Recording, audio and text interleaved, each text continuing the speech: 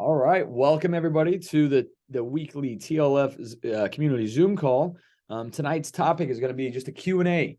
I had originally planned on doing a client spotlight, but forgot to reach out to anybody for that. So I just went and created a big list of people that might be good to be able to share some stuff. So you might be getting a message from me at some point about doing a client spotlight.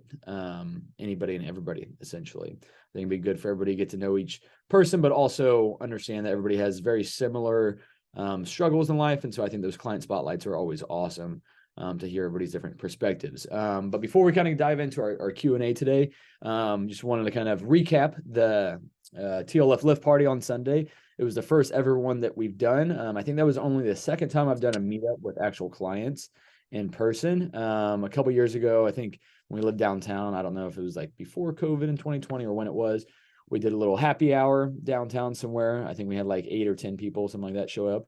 But this lift party was awesome. And we had the giveaways, which was great as well.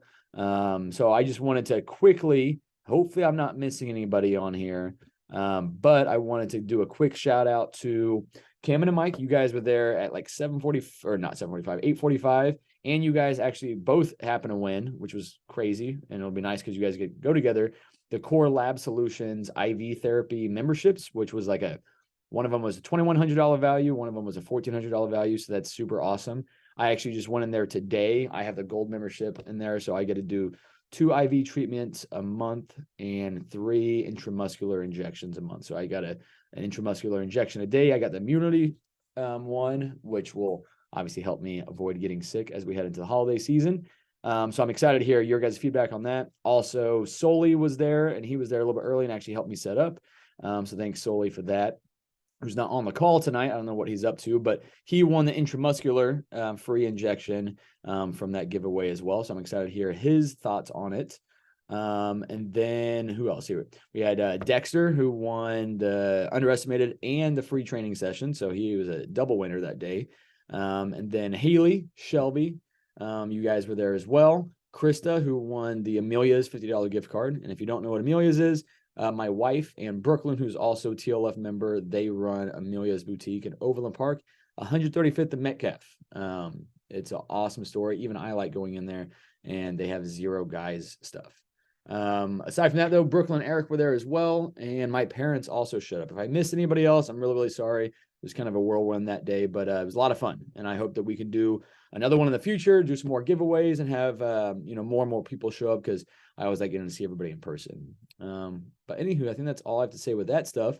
So really quick, I have a little list of questions that I can come back to and talk about. But right now I'll kind of open up the floor. Does anybody have any questions on their mind? Like I said, this is a Q&A, so anything and everything.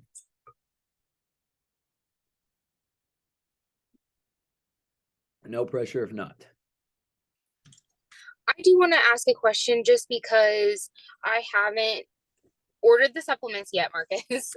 But I kind of want more feedback on New Ethics, just because I've never heard of the brand before. Yeah.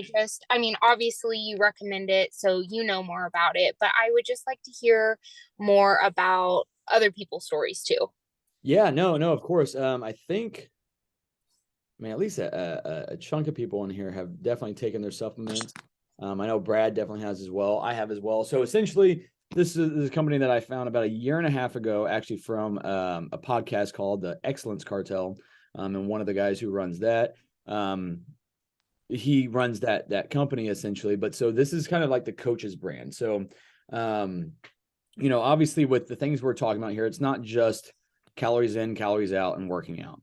There's a lot of other factors at play, such as hormones, such as stress and cortisol, digestion issues. That's what you and I have been talking about a little bit, Chris. And, ultimately, normal, regular supplements are, traditional, just regular protein powders, your essential amino acids, that type of stuff, creatine, glutamine, all that good stuff.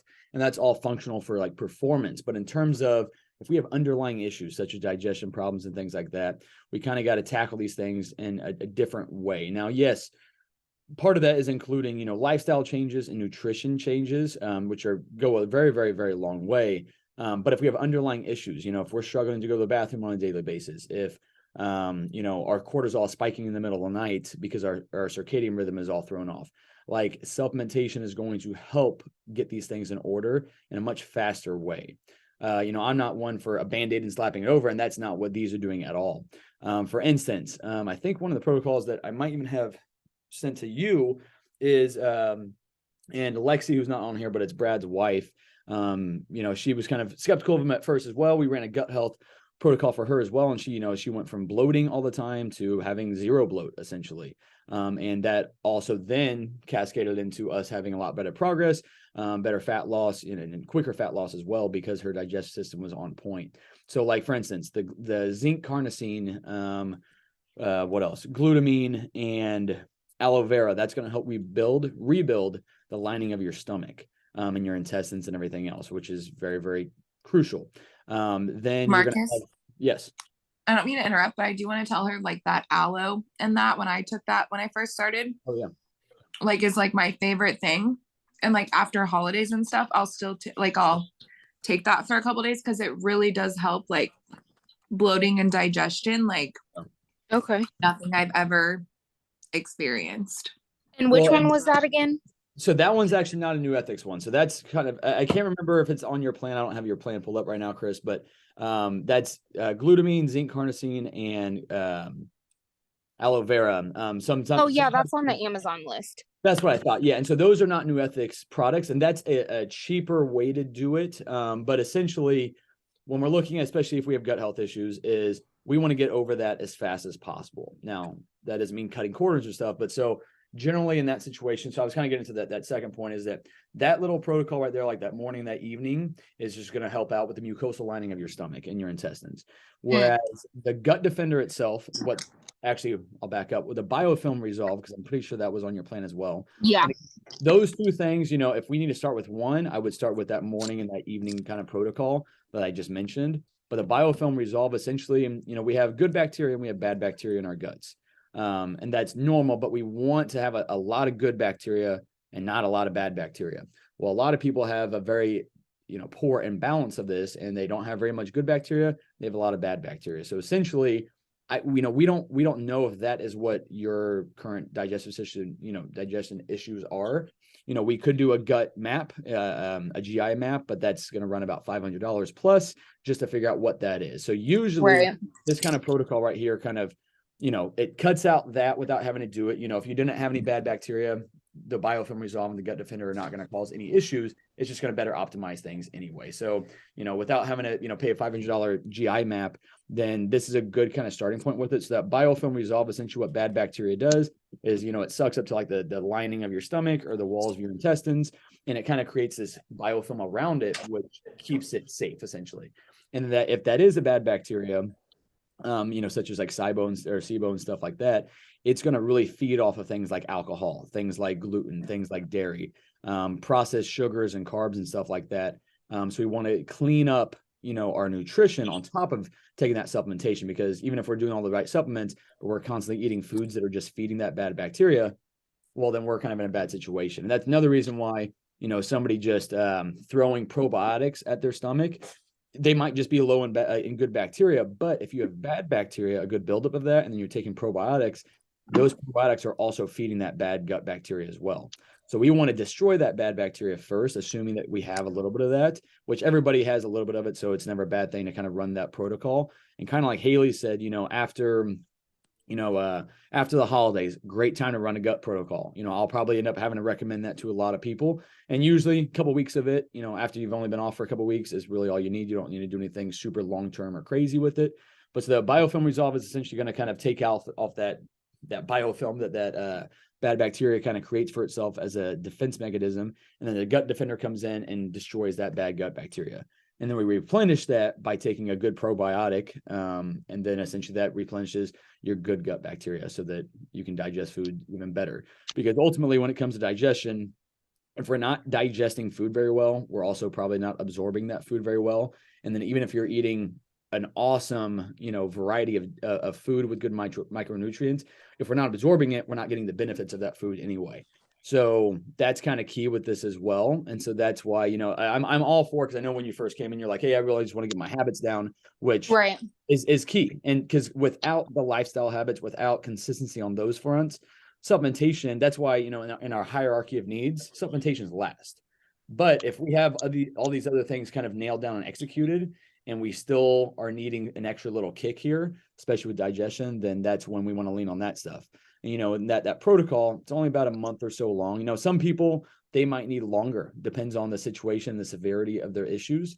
But sticking to that type of thing. And then obviously within our nutrition, you know, making sure we have a good amount of fiber in our diet.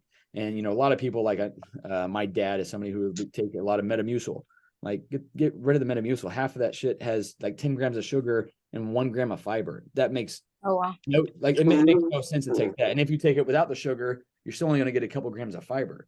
And we need at least 30 grams of fiber really for good, proper digestion anyway. And upwards of that is even better. 40 or 50 grams is even better. That's about what I get in each day as well. So, you know, taking like chia seeds are a good thing. Psyllium husk is a good thing. And then obviously, you know, lots of fruits and veggies, beans and that stuff will give us good amount of fiber as well, but getting a good variety of that. On top of that, supplements is just a faster way to take out any variables that there might be in our way. So that was a big answer, Chris. Hopefully that kind of cleared some things up for you. No, that definitely does. Just because like I am newer to this, and so you know, like I've heard of the big name brand like companies, and so like even like just having this, because there's some reviews, but they're not like as detailed as you just did, which is like super helpful. I obviously should have done this 2 months ago. Like you said, though, you know, you wanted to get your habits nailed down first, and that was super important. That's the most important thing anyway, because again, supplements are only going to take you so far if the rest of your stuff isn't on check. But that makes sense. Yeah. And can you, sorry, I don't mean to take up the whole thing, but can you also explain more of the Metapure stuff? Yes. So Metapure, hey, Marcus. Yes. It's Katrina. So you just muted yourself, Katrina. There you go. Oh, okay. So you put on there the Gut Defender and the glutamine, I think, however you say that, the glutamine. Yeah, glutamine. So I'm kind of like stressed out about money right now because I just got in a car accident. So which one would you recommend? I'll get both in December, but which one would you recommend let me just pull up your plan real quick. Okay. And as I'm kind of pulling this up, Chris, to your point about the Metapure. So I can, while you're pulling that up for Katrina, I can speak to Chris about what my new ethics experience. So I was a little bratty in a couple different ways about new ethics. The first one was I was like, hey, Marcus, I don't really like the taste of the Metapure. That was something I was doing on low carb days and not the high carb days. So I noticed a difference in my smoothies when I did the Metapure vanilla. And so then the other thing that I was bratty about new ethics was they were going to have me pay like $4 for a ice pack because I was ready for a new order, and it was during the summer, and I was like, oh, you mothers, like I'm happy to pay $200 for your stuff because I feel like it works, but pay $4 for the ice pack, like just include it in the price and don't even tell me, because so I had a little break in those supplements, and I did notice, Chris, a difference when I was doing all my new ethics products than when I took that little break because I wasn't willing to pay for the stupid ice pack until the temps got cooler. So then I switched to the Metapure chocolate and liked it way better. And the other ones that I have on my plan are the gourmet greens, which I always put in my smoothies. And I noticed it just amplifies the smoothie and makes it better. I'm sure that the gourmet greens has like a more scientific reasoning why you take it, but I do really enjoy that aspect. And then another one I do is Court Ease, and I feel like it's kind of marketed on their website towards stress, which I don't feel like it makes a difference in my stress levels, but I sleep deeper, so there must be some sort of component in for that. Thanks for sharing all that as well, Chris. All the kind of insights on your experience with it. Since you just mentioned the Cordy's as well in there, I'll kind of touch on that really quick. So when it's talking about stress, it's talking primarily about cortisol.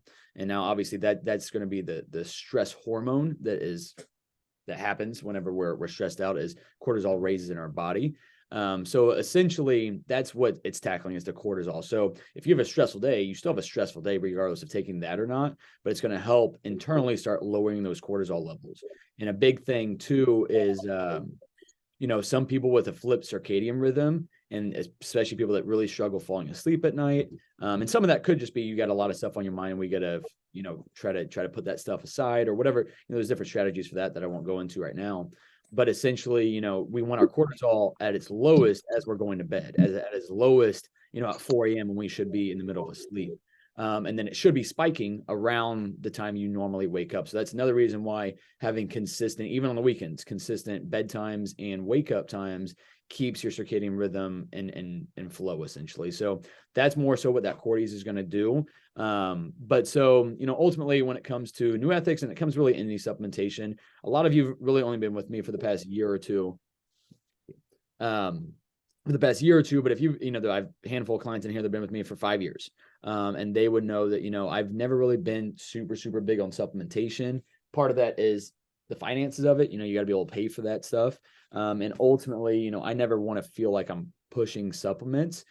So really, on a lot of people, if you have no issues, if you have no underlying issues, if you're not reporting any stress issues or digestion issues, or hormonal dysfunction or anything like that, then your supplement list is going to be pretty minimal. But if you're coming to me saying that, hey, I'm only in the bathroom once every 3 days, I sleep horrible, I get 5 hours of sleep at night, and I'm super stressed, and I just have a really, really high stress, job and lifestyle. If you got kids, they got to run back and forth to sports, then, cortisol is probably going to be up. And then another thing on top of that, if we get lab work done and we see that things are at miss and we need to adjust some things, then, again, lifestyle, stress management, sleep, nutrition, water intake, exercise, and supplementation all need to be factored in. But if we're doing the top three, then adding those supplementations is what's going to kind of take us further. Now, to everybody's point, to your point there, Katrina, funds are tight. You just got in a car accident, which I'm happy you're okay. Sorry about the car. That's stressful. I had a flat tire yesterday, first time in 15 years of driving. I had to deal with a tow truck and get new tires and stuff. But so I feel you on that. In terms of your question specifically, Katrina, looking here at your plan, I also, because again, you reported, bloating and digestive issues and things of that nature. So what I would say, because you have that same morning and evening protocol with the glutamine and aloe vera and all that good stuff. And then you also have the biofilm resolve and the gut defender. So I would remove, if you need to remove some stuff, I would remove or just not buy the biofilm resolve and gut defender. You can kind of put that on hold and start with the morning and the evening and see if that makes a difference. And then we can always add in the other stuff if we're not seeing, a big progress. I think you will notice some differences with it. I will say the glutamine in particular doesn't taste fantastic. It's unflavored powder. It does not taste very good. It sounds like Haley, you were down with the aloe vera. To me, I hate it. To me, it's something that I just, in that situation, I'm taking it for the needs of clearing up my stomach issues, any digestive issues. Again, after the holidays, if you go on a damn cruise, if you go to a resort down in Mexico and you drink some bad water, good time to take all that stuff, clear up your stomach. Nicole will kind of, come back to some of those things as well. We have the biofilm resolve and gut defender always on hand in case we need it. But same thing with the zinc carnosine, the aloe vera, the glutamine. So we can always add that in during times of, oh shit, our diet, our food's been off or whatever the case is. A good time to add that in. So hopefully that kind of answers your question. Stick with the morning and the evening. Let's see how things progress with that alongside of all your other lifestyle habits. And then we can always add in the rest of it there afterwards. And again, with any of these supplementations, that I'm recommending, it's always just recommendations. None of this stuff is mandatory. But if you're continuing to, communicate issues with digestion and nothing is improving, then I'm going to continue to recommend, hey, let's go ahead and start these supplement protocols with that stuff. To Chris, back to your question about the Metapure, essentially it's not just a protein powder. If it was just a protein powder, I would not recommend it because it's stupid expensive in terms of protein powders. I like my protein. I've always used my protein because the price per serving is it used to be 25 cents per serving. Now it's up to closer to $1 serving, but it's still great compared to a lot of other protein prices. But the Metapure specifically is not taken for the purposes of extra protein in your diet, though that's a benefit. if you look at the label of it, it's almost like a big like a big multivitamin. You're going to get a lot of micronutrients in there. And a lot of that, what it's targeting is optimizing your kidney function. So your kidneys are what kind of detoxifies your body. Something that I'm going to do a whole Zoom call on eventually once I'm able to kind of articulate it better. But essentially, there's estrogenics in everything that we're touching, that we're putting on our body. And what I mean by that is compounds, things, chemicals that act as estrogen in our body, especially with females, especially, birth control, because that's part of what it's supposed to be doing, is raising essentially the estrogen and lowering the progesterone in your body so you can't get pregnant. But outside of that, it's in our water, it's in the plastics, it's in our shampoos, and it's in our, especially females that are putting, lotion on their bodies, makeup and stuff like that, is that stuff seeps into your skin and it acts as estrogen in your body. And not to mention there's heavy metals in supplements or heavy metals in foods that we're eating and stuff like that. That's just not, America is not the best when it comes to organic, healthy things we're putting in our bodies. So your kidneys have to take all the brunt work. They have to take all that work and detoxify all that stuff out of your body. So essentially that Metapure is going to help optimize the function of your kidneys with that and kind of get that out of there. So, whenever I do the, send out the hormone questionnaire for females, which not everybody has taken, but, those that do, especially if we see that, okay, you have a lot of symptoms that show estrogen dominance, then we're going to start with, again, cleaning up digestion, maybe running a gut protocol if we need to. But then, I recommend doing that Metapure. And I recommend that to a lot of people. I've always thought I had amazing digestion. I never really had any issue with bloating or anything like that. I took Metapure, for a month, and I was like, oh shit. Like, I didn't really have a bunch of issues before, but this definitely cleared things up for me and really keeps things smoother. So again, that's kind of like Haley said, and back to kind of the gut protocol is she'll toss that in whenever she needs to after, a tough week or, after holidays and stuff like that. I'll use the Metapure kind of in the same way. And I'll throw that in once every few months or so to kind of clean things up and make sure everything's functioning correctly. Another thing that kind of fuels that for me is getting lab work done. And if I see, my kidney numbers are up, bun creatinine and all that good stuff, then I'll take it for that purpose as well, as to try to lower those numbers. But hopefully all that kind of answered your all of your guys' questions and whatnot. Yeah. Sorry. I hope I didn't take up too much time. No, I think it's a great question. Because a lot of us here, again, that's the one that and my protein are the ones I recommend a lot. And I understand and I respect that it's a more expensive one. And I would want to know what I'm taking too. So I think even though somebody might not have asked that question, I think a lot of people are like, oh, I wonder why he's having us take this. So that's really my reason why. And, I do got to say, like, I get a small percentage of stuff on it, but I would recommend that either way. I personally drop, $150 probably on New Ethics supplements a month, give or take. So it's something that I truly believe in, and my body's a temple in a lot of ways. So if I'm putting it in my body, then just know that it's something I highly, highly recommend. Thanks. I really appreciate it. Yeah, of course. And we can chat more about that too. So like I said, like with Katrina, we can always narrow things down, start with, certain options and then add in as we need to, if we need to. But anyway, though, any other questions from you, Chris, or anybody else at the moment? I see Brad posted a question here that I'll come back to if nobody else has one off the top of their head. All right. Keep thinking on it. Brad, let me address you right now. So Brad said here in the comments, how do you personally motivate yourself on the days and weeks you're exhausted and not feeling the gym? So there's kind of a part A and a part B to this. Number one, if you're super stressed out, you're not sleeping very well, work is stressing you out, you've got a lot on your plate, a shit ton of things to do, especially, like I said, if you're not sleeping well, then take the week off the gym. That's part of kind of our check-ins is, hey, I'm feeling really, really bogged down. A lot of things are happening. That was kind of happening for myself, last week. I'd come off a couple of weeks of being sick. I hadn't taken an off week from the gym in a while. So Caleb, my coach, said, hey, take this week off the gym. And that was really, really much needed. I was able to come back and crush the gym. I had my fire back, and that really helped kind of remotivate me by just taking that little bit of time off. Plus it allows you to get some sleep and just, again, take a couple things off your plate. And sometimes that's going to go a longer way than smashing the gym for another week. And ultimately, something that was hard for me to learn. It took me a lot of years to learn this, but you're not going to lose your gains, or you're not going to gain 10 pounds of fat by not going to the gym 1 week.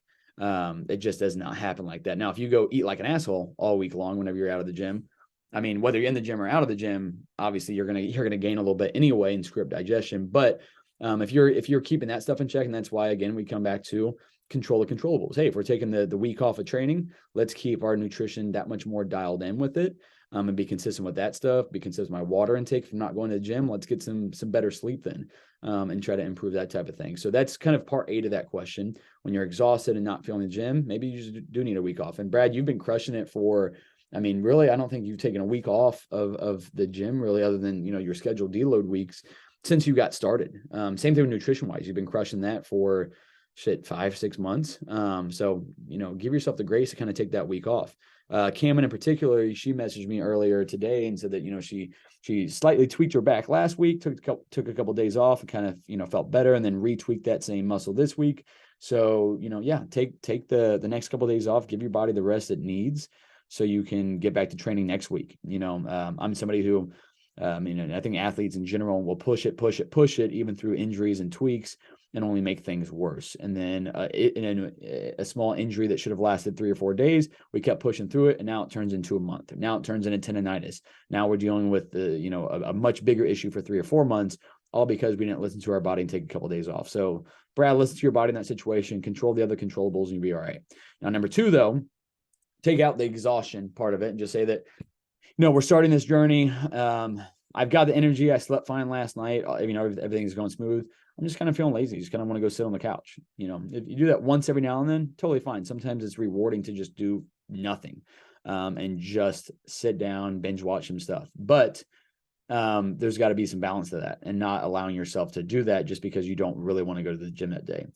Something, I always talk about is that there's motivation and there's momentum. And if we're relying on motivation, you're going to fail. We're all going to fail. I'm going to fail.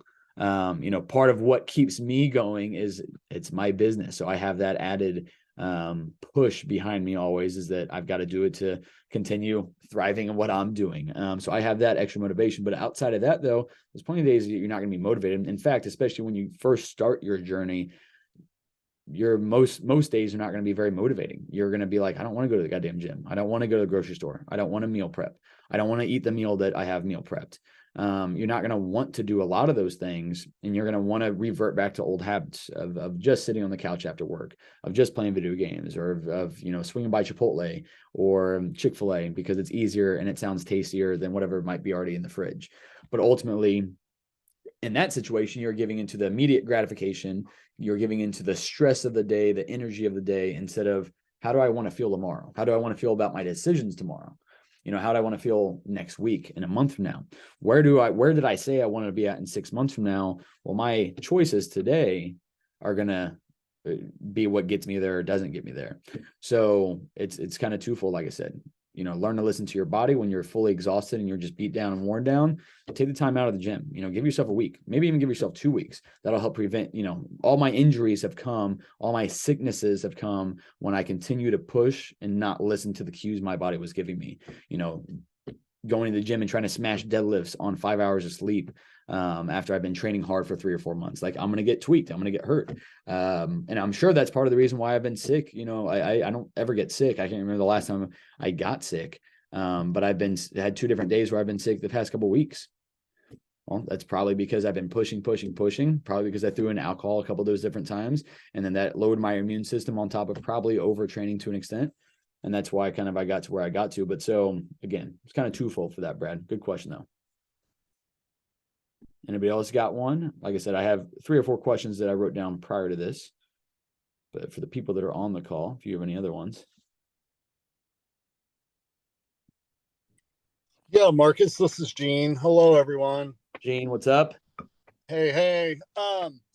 So I guess, like, I've went over the meal plan. I went over the routine. I'm pretty stoked, working up that fire there to get going, get all this planned over the weekend and stuff. And I went back and read your message, expectations the first week. I know I'm not going to nail it. It's not going to be perfect. It's probably going to be a struggle. I'm probably not going to be motivated and all that. Which kind of got me thinking, I'm a 51-year-old man. I'm fairly active, but what I've learned is, like a certain muscle group that I don't particularly use in the activities that I tend to do, I get sore, so I'm like looking at these crunches, all this stuff. Abs. Man, yeah, they're going to kill me. And Yeah. so what suggestion, and more, you talked about it a bit, like, I don't want to get injured. I don't want to get injured out of the gate. I don't want to hurt something that's going to stop me from progressing. So just maybe some encouragement from, or, suggestions from others in their first week, how they approach the workout plan and all that. Well, I'll start, and then anybody else, if you want to hop in and kind of take it from me, that's fine as well. But, Gene, a couple things with that. Number one, start with where you are, and this is on abs, is on all of the different, muscle groups, or whatever the workouts it is that you're doing on a given day or week. Start easy, start simple with it. Maybe, if it says do 3 sets, maybe just do 2 sets. The first few weeks, the first few times you're kind of going through this, especially since it's been a while anyway, less is more. We're focusing on form over everything, and just getting into the rhythm of getting into the gym and started building that habit. Like you said, you come in there and you go 0 to 100 and hurt yourself in the first week. Well, now that's defeating the whole purpose. We want to keep you in the gym, not out of the gym dealing with injuries. So start small, start very, very easy. Do weight that's not super challenging at first, and just start kind of getting a feel for it, getting your body, used to going through the motions. Watch the videos, especially if it's an exercise that you haven't done in a while, or maybe you've really never done. Watch the videos, read the cues, and really kind of just take your time in the gym for the first little while. And if you don't get through a whole workout, you don't get through a whole workout. If you have to skip some exercises or skip some sets, do easier reps, that's totally fine as well. Just get a feel for it. And because again, this is a marathon, it's a journey, it's not a sprint. There's no first place in this. So take your time with it. Because again, longevity is what we're after with this. Like you said, you're 51. There's no rush to pack on as much muscle mass as we can by next month. So just take your time with it, go slow with it. Like I said, minimize the workouts if you need to. With the abs, same thing with that. If it says do 3 sets of 20, do 1 set and then go on to the next exercise. See how you feel after doing, a third of those ab workouts during week 1 and week 2, and then gradually add those back on in there. So again, less is more. Don't focus so much on doing heavy weight. Start easy, start light, and then gradually kind of build yourself up. So that's kind of where I would be with that. So, that's another reason why, really, even on the people that say that they're, advanced lifters and they have a lot of experience, there's very few people I'm going to put, even barbell squat or barbell deadlift on, unless they just say that, hey, I love doing this, I'm highly trained in this, I played college football, whatever the case is, I know that I can trust that person's going to go do that stuff correctly. But even then, risk versus reward. If we're doing a leg press, the chance of you getting hurt versus doing a barbell squat, even if you're very experienced, you know what you're doing. I mean, Cameron's a good example. She knows everything to do in CrossFit. She has crushed that for a couple decades now. And even her, she can still tweak something by doing, I think snatch is what she said she was doing. So I'm not going to put on difficult, especially because I'm not there with you in person. Not to mention my specialty is not in powerlifting or Olympic lifting and doing things like that. So I'm not going to put on these crazy complex movements. Again, less is more. We want to be in the gym until we're 80, not in the gym until we're 40 or 50, and then everything hurts, so we can't go to the gym. Hopefully that answered your questions there, Gene. You did. Thank you. Thank you. It's my mentality, man, I'm all or none. I go 100 mile an hour, and I love that. But yeah, I got to reel it back in. and same thing with everything else too. That's kind of why I say, it's not that it's a lot of calories on anybody's diet plan, but it's very nutrient dense. And if you're not used to eating that, it can be very, very difficult, and you're going to be stuffed. I know Cameron and Mike, I keep looking at you guys because you guys have your screen on. So I keep looking at Mike behind the fire, and I'm like, I know that they struggled the first little bit of just, it's not even more calories than what they're used to eating. It's just more nutrient dense food. So they're full all day long. So, start with, if you can only eat half of the meals on there and half of the food that's on there, then eat half of that. And let's see how you do with that. Let's get your metabolism kind of ramped up to be able to handle that amount of food, and then try to bump it up to 75% and then to 100% of what, I'm recommending you to eat. But that's why, check-ins are really, really key, and being reflective, especially in this first few weeks. day to day, be reflective, be reflective on your energy, be reflective on how full you are, your strength levels in the gym. But again, we're not really focused on being super strong at the moment anyway, but just be super reflective on that. So then on check-in day, you can communicate very clearly, this is how this week went. And be honest with it. If you only got in 50% of your meals each day, I just need to know that. I'm not gonna be angry that you didn't. I'm just gonna say, okay, you started with where you were. Now let's see if you can maintain at least what you did this week. And let's see if we can, add on maybe one of the snacks, or maybe increase protein per meal a little bit, whatever the case is, so we can gradually start kind of, chipping away, working towards that. So yeah, progress over perfection, brother. And obviously, if you have any questions, don't hesitate to reach out to me, preferably through the app. But, if it's something quicker, shoot me a text and I'll get to you whenever I can. Good questions, though.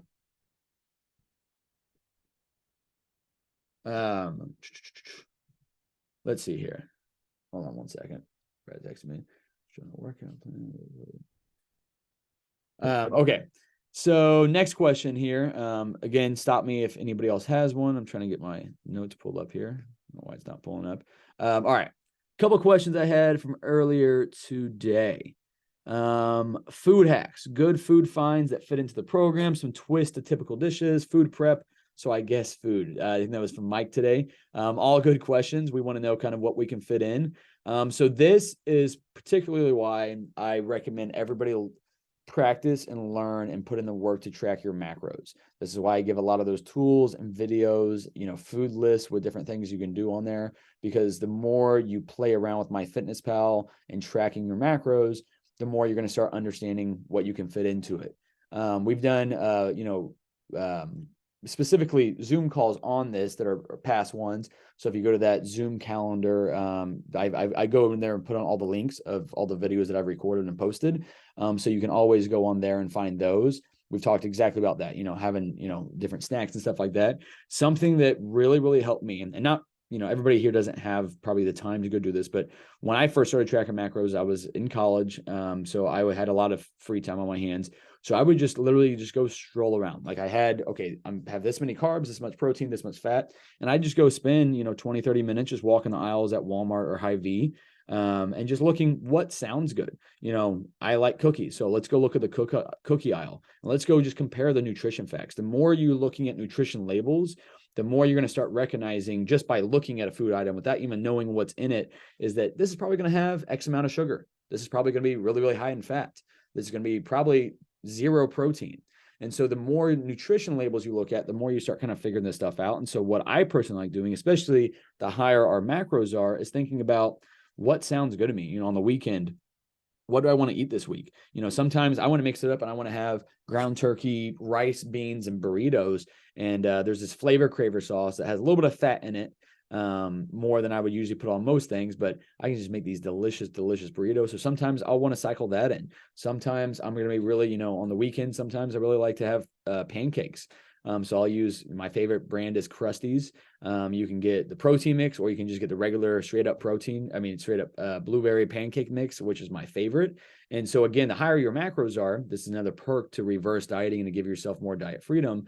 But the higher those are, the more fun you can have with it and kind of plan that stuff out. So ultimately, what I want you to do, Mike, specifically, but anybody, is think about what are some foods that you've always kind of liked having, and let's go explore different options. Let's go see, what would you normally grab as a snack from the snack aisles? And then go look at those numbers and be like, oh my God, I can only have 70 grams of fat on my diet plan, and this has 30 grams of fat.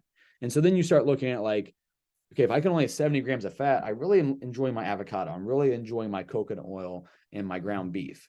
So is it worth cutting out one of those things so I can have 4 Oreos that are going to have 12 grams of fat? You tell me, is that worth it to you? Some people it is, some people it isn't. So it comes down to, again, you're prioritizing what sounds good, and what you're willing to fit into your macros. And obviously, if you're cutting, the less macros you have, the less freedom you have over it. So it's really got to take top priority. If you're going to cut out some food that you really enjoying, or foods that's giving you a lot of good micronutrients, is that worth it?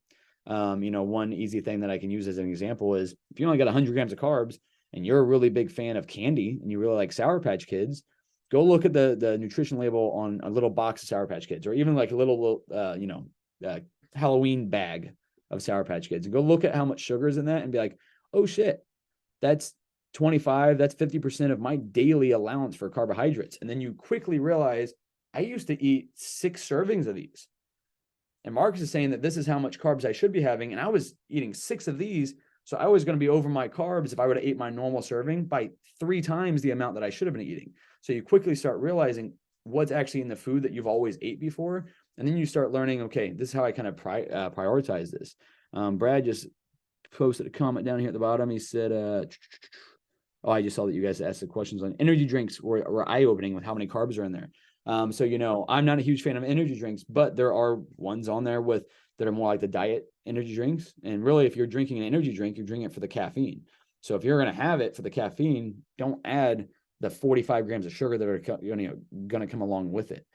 So again, just really looking at nutrition labels of the snacks that you want, and then, you know, finding other snacks. And really anymore, I try to put on a handful of different options for snacks on people's diet plans. I think I did that for you as well, Mike. So there's some options there, but again, scroll through the aisles and kind of look at different foods that you would normally pick up and see if you can fit it. And if you can fit it, go for it. That might require, you know, dropping a little bit of carbs, or maybe drop in some coconut oil or whatever the case is out of one of your other meals to make room for it. But then again, now you're learning how to implement it. You're learning what's worth it and what's not. So hopefully that somewhat answer your question. I didn't really give you any specific tips with that stuff. Really, honestly, when it comes to me, I'm simple. I got like 4 or 5 go-to snacks that I'm happy eating. I do really like complete cookies. Those are always good to keep on hand as well. You're going to get a good amount of fiber in it. You're going to get a fairly good amount of protein in it, and not too much sugar or anything else with it. Okay, I got you, Brad. Brett says he loves me. All right, awesome, Taryn. Krista, will increasing workouts increase your appetite? Potentially. So if you're by increasing your workouts, meaning you went from doing 2 workouts a week to 4 workouts a week, or going from, you know, 4 20-minute workouts to 4 40-minute workouts, well, yeah, you're increasing your energy expenditure, your energy needs to be able to get through that. So that might increase your appetite as well with that. Another perk to the reverse dieting side of things, when you're cutting, you just got to deal with that. You know, there are little tricks, you know, drink more water, add in, you know, you can always add more bulk to your food. So adding a lot more veggies, adding, things like broccoli, things like Brussels sprouts, things like asparagus, spinach, lettuce, that will all kind of add bulk to your foods and keep it a little bit fuller. Again, keeping your protein high, prioritizing enough fiber. Those are the 2 things that are going to keep you the most satiated, are protein and fiber. So make sure those always stay in check.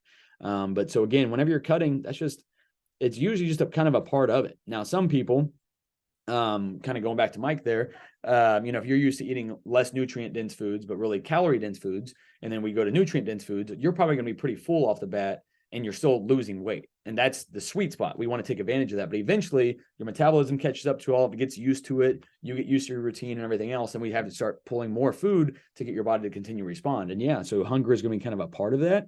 But then again, that's the perk to when we were reverse dieting, crushing that, so that you have more food freedom, so you can use that food to fuel your workouts more, or vice versa. You're smashing your workouts, and now you have a little bit more room for food.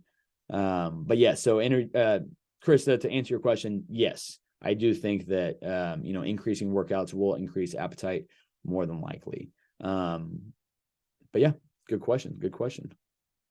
Pop them in there. I know we're a little bit past time, but I'm digging this. So, I've got one more maybe that I'll talk about. And then if you guys have anything else, then we'll kind of wrap up and hop off of here. Let's see here. All right, this one specifically, Dexter asked me a question. I want to answer that, but that'll take me a little bit longer to answer. Dexter's not even on here, but just in case when he goes back and listens. All right, so this one right here, I had a client that hasn't been checking in for a while. She messaged me today and essentially just said, hey, I've been really, really struggling. I've kind of fallen off, and things have just snowballed in a really negative direction. I'm kind of paraphrasing right now. So, my reply to her, and she's like, what do I need to do to get back on track? Do I need to, cut more calories? Whatever the case is. So ultimately, what I started with was, number one, you haven't checked in. If you're not checking in, you're not reflecting. If you're not reflecting, you're going to continue snowballing in a negative direction. So, and she said, in that message, hey, I didn't want to check in because I've been doing not so good. Well, comes back to all of our consult calls. If we hopped on a phone call before you started, which that's pretty much everybody, we talked about this exact thing. The worst weeks you have are the most important weeks that you check in, because when you have a bad week, human nature's, I don't want to talk about this. I don't want to think about this. I don't want to admit my mess ups, my failures, my struggles, all that good stuff. I don't want to admit it to myself, and I sure don't want to admit it to you. Why else are you here, though? That's exactly why we're here, is to break those habits, is to change that mindset, is to change your habits, and to get you to stop, letting things snowball in such a negative direction. So number one thing is, and this is exactly what I told him, what I would tell anybody else, is check in. Just check in this week. Do whatever you've been doing and just check in, and then we'll reassess, and then we'll kind of go from there. And if that means we need to, lock back in 100%, that might even mean we need to take baby steps to get back to it. Usually the best answer is, let's just dive back in, just like it was day one, week one. But start with where we've been nutrition wise. And if you have no idea what you've been doing nutrition wise, then I'll give you those kind of recommendations. But so ultimately, we talk about this a lot, and this comes back to momentum and stuff like that. But struggling when things are snowballing, a couple other things on top of just checking in that you got to do is, okay, so this is what she's going to be doing this week. Let's plan ahead. Let's think about, what does this week look like? What are the what are the things my way? What are going to be the obstacles this week? Do I have any social events? What does my work schedule look like? What does my kids' sports practices and stuff like that look like? And let's plan ahead. Let's plan around these things. When is my free time to go grocery shopping, to meal prep, to get my workouts in? When am I going to be sleeping? What are the things I've been doing well? Okay, I've been drinking water and I've been at least crushing that habit. Let's maintain that. So plan ahead, meal prep, figure out your week. Number two is give yourself grace. You are where you are, accept it, but most importantly, reflect on it. Again, this is part of that check-in process. But if you're reflecting and you're thinking about, why have I been not doing so good, then you've got to really, really, really reflect on that and be honest with yourself. If you have been struggling, let's say Katrina, you had a car issues this week, so that sucks, and that might mean, hey, I can't get to the gym. Okay, hopefully, since it happened on, I don't know what day it happened on actually, but hopefully you're able to have meal prepped. And if you were able to meal prep, then you can at least control that side of things. Yeah, the gym has actually been a nice, the gym and staying on plan has actually been great for my mental health. So I'm dealing with this freaking stress. So exactly. And ultimately, when times kind of suck, and that's kind of what's been happening with you, is that a lot of people just want to say screw it and they'll just let everything go. But ultimately, we're looking at compounding errors here.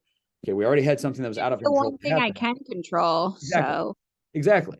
So, if you just said, well, I have a good excuse this week, car broke down or whatever the case was, can't get to the gym, I might as well I'm just going to eat whatever. I'm stressed out. I'm just going to eat whatever. I'm going to watch TV. I'm going to not worry about my water. I'm going to sleep like shit. And now you just took one issue and turned it into 6 issues. And now you have negative momentum building up very, very fast and rapidly. And depending on how long you've been doing this, if you're only a month in and you allow it to happen, well, shit, it might be 6 more months till you get refocused. For some people, it might be 2 years. For some people, it might be 10 years. And so you've got to get back on track as fast as possible. So that's kind of the next thing that I was going to say here is, especially if any of you here are athletes, as athletes, especially if you're doing team sports, the last thing you want to do is let errors compound. If you're on defense in baseball, one person makes a mistake, makes an error, pitcher can't be walking the next guy. Pitcher can't hit the next person. Pitcher can't give up a home run on the next pitch. If you're playing defense, you can't make the second error because now that negative momentum is building up and the other team's going to capitalize. If you're playing football, I actually had a client consult tonight and I used the exact same metaphor. He was a linebacker.